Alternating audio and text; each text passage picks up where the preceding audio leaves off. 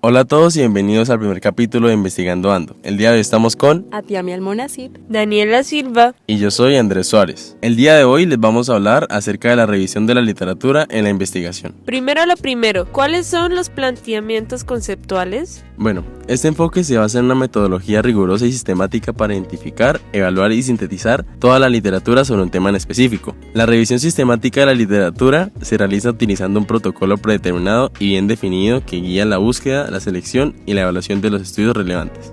¿Y cuáles son los objetivos de la revisión de la literatura? La revisión de la literatura es una actividad fundamental en cualquier proceso de investigación. A menudo se utiliza en áreas donde la evidencia es limitada o donde no hay una metodología sistemática bien establecida para la revisión de la literatura. La revisión narrativa de la literatura puede ser útil para generar hipótesis o ideas para futuras investigaciones. Uno de los objetivos es definir el problema o la pregunta de investigación. Al analizar la literatura previa sobre el tema, se pueden identificar las limitaciones y debilidades de los estudios anteriores, así como las posibles direcciones que se pueden seguir para ampliar o mejorar el conocimiento existente. También sirve para identificar las fuentes de información relevantes. Esto incluye otro tipo de información como informes, estadísticas, base de datos, entre otros. ¿Y cuáles son las utilidades? Primero que todo, Roberto Sampieri, autor y académico mexicano que es conocido principalmente por ser coautor del libro Metodología de la Investigación, plantea las 5 utilidades de la revisión de la literatura. La primera es la identificación del estado del arte, lo cual ayuda a los investigadores a identificar las lagunas en la investigación. Segundo, la identificación de preguntas de investigación, la cual ayuda a dar respuesta a preguntas importantes o para desarrollar las preguntas de mayor relevancia para la investigación. Tercero, la identificación de metodologías y técnicas que ayuda a los investigadores a elegir los métodos apropiados para su investigación. La cuarta es la identificación de teorías y modelos en los que se facilita el desarrollo de un marco teórico sólido para la investigación. Y por último, la identificación de fuentes de información en la que se identifican las fuentes relevantes de información para tener acceso a datos valiosos. De modo que estas 5 utilidades permiten contextualizar, identificar, seleccionar y desarrollar apropiadamente una investigación. ¿Cuáles son las preguntas que debe responder la revisión? Según Hart, las 8 preguntas a las que la revisión de la literatura debe responder son las siguientes. ¿Cuáles son las teorías, conceptos e ideas claves en el tema? ¿Cuál es el campo epistemológico y ontológico para la disciplina?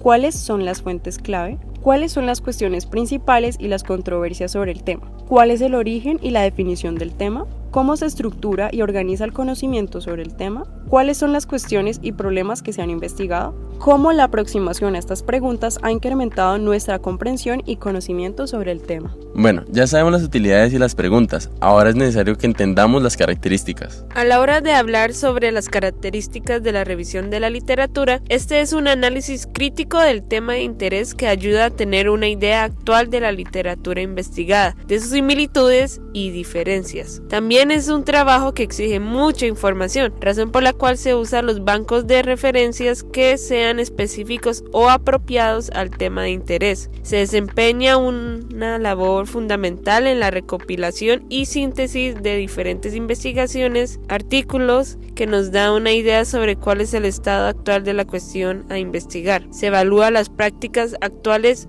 para formular recomendaciones y se podría decir que la revisión de la literatura es una herramienta básica para avanzar en la práctica. ¿Y cuáles son las diferencias sobre la naturaleza de la revisión bibliográfica? Dependiendo del grado académico que se está trabajando, este determina el alcance de la recopilación de la información necesitada y el nivel de los productos entregados en la naturaleza de la revisión bibliográfica. En otras palabras, se va yendo de lo más específico a un panorama mucho más amplio, el cual se trabaja, aumentando la complejidad y el nivel de exigencia en el proceso. Sus enfoques también varían, analizando desde un punto de vista de utilidad, justificación, sintetización y sumativa. El primero es el graduado. Este es fundamentalmente descriptiva, enfocada en un tema. Se centra en identificar las fuentes principales del tema, análisis del tema en términos útiles para la justificación de un trabajo. Después tenemos el máster. Este es fundamentalmente analítica y sumativa, abordando las cuestiones metodológicas y de las técnicas de investigación en el tema.